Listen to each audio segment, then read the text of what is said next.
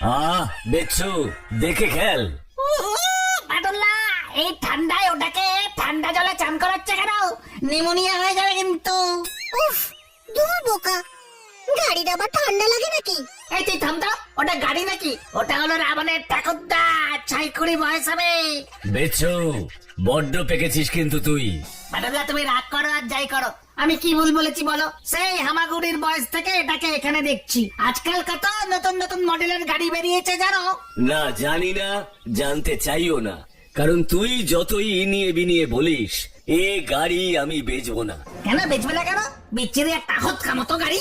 ওরে বাবা বিচ্ছু, তুই চুপ কর না। বাটুলদা যখন বলছে গাড়িটা নিশ্চয়ই বাটুলদার খুব প্রিয়, তাই না গো বাটুলদা? হ্যাঁ রে, খুবই প্রিয়। এটা একটা স্পেশাল উপহার।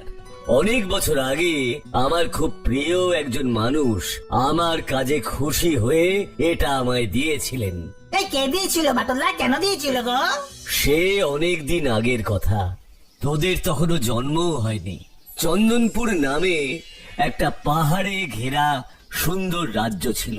তার একদিকে ছিল বিশাল এক চন্দন গাছের বন। সেখানকার রাজারা ছিল 2 ভাই।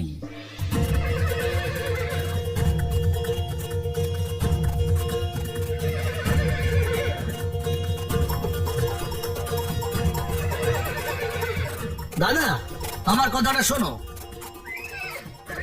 তুমি আমাকে এই গাছগুলো কাটার অনুমতি দাও। এগুলো খুব উত্তম মানের চন্দন কাঠ, বিদেশের ব্যাপক চাহিদা। আমাদের রাজকোষ উপচে পড়বে দাদা। না ভাই, এই কাজ আমি করতে পারবো না। এই জঙ্গল হলো চন্দনপুরের ঐতিহ্য।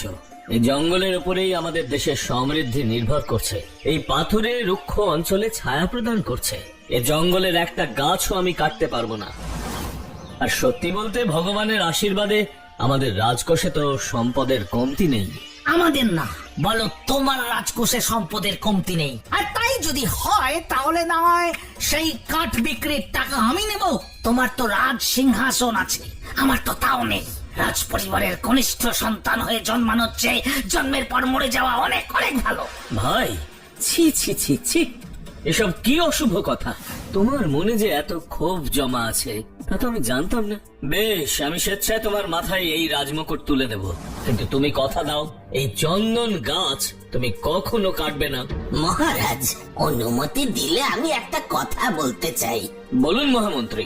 ক্ষমা করবেন মহারাজ, কিন্তু এই রাজ্যের পুরনো প্রথা অনুযায়ী রাজমুকুট তার প্রথম সন্তানই পায়, তা সে কন্যাই হোক বা পুত্র।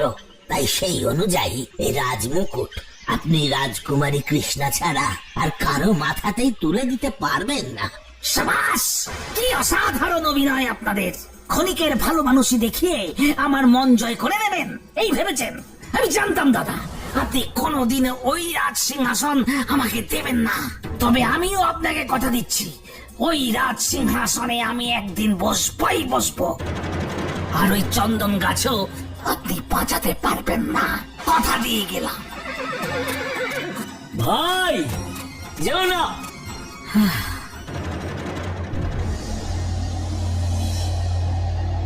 চন্দনপুরের চন্দন কাঠ বিক্রি করতে পারলে তোমাদের দলের আর কারো কোনোদিন ডাকাতি করতে হবে না। আর আমি কথা দিচ্ছি, ওই রাজ সিংহাসনে যদি তুমি আমাকে বসিয়ে দিতে পারো তাহলে ওই চন্দন বনের প্রত্যেকটা গাছে আমি তোমার নাম লিখে দেবো। হামজা, তুমি রাজি?